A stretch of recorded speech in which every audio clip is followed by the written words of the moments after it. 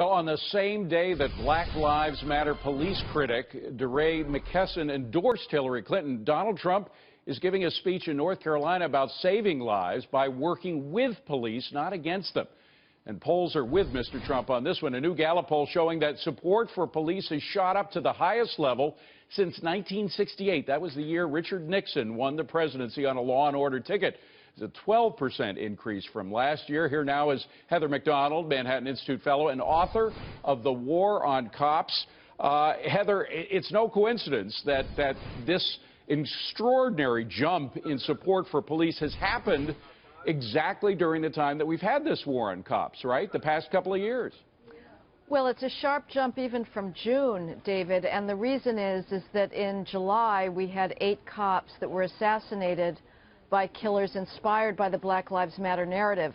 The public has realized, belatedly, but thank gosh they have, that this false narrative is killing cops and it's killing good law-abiding people in inner cities. We've had a 50% increase in gun homicides of officers this year, and the homicide increase last year took an additional 900 black lives of black males. So what Hillary Clinton has been putting out there, saying that cops view black lives as cheap, is threatening the very foundations of civil society, which is law and order. So this is more than rhetoric. There are direct consequences. 900 black men are now dead because, you're saying, of the effect of the Black Lives Matter in forcing police to pull back on proactive tactics?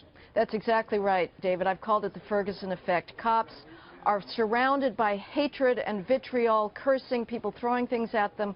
When they get out of their cars now in high-crime areas to conduct an investigation, they're worried about ending up on an endless YouTube loop on CNN or MSNBC, and as a result, they're deciding to not engage in that discretionary type of policing, getting out of their cars, asking a few questions, that has given us a 50% crime drop over the last 2 decades that is now being reversed. Well, Heather, we're a democracy, thank God, and when you have 76% of the people going in the opposite direction of where Black Lives Matter is going, and frankly where Hillary Clinton is going in supporting Black Lives Matter and getting support from them, won't that sort of reflect itself in the election to come?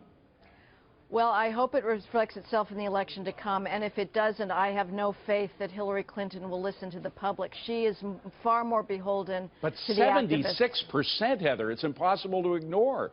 Well, believe me, it will be ignored. She has made it very clear that she is behind the Black Lives Matter narrative, and I don't see her reversing herself. This is an ideological commitment at this point.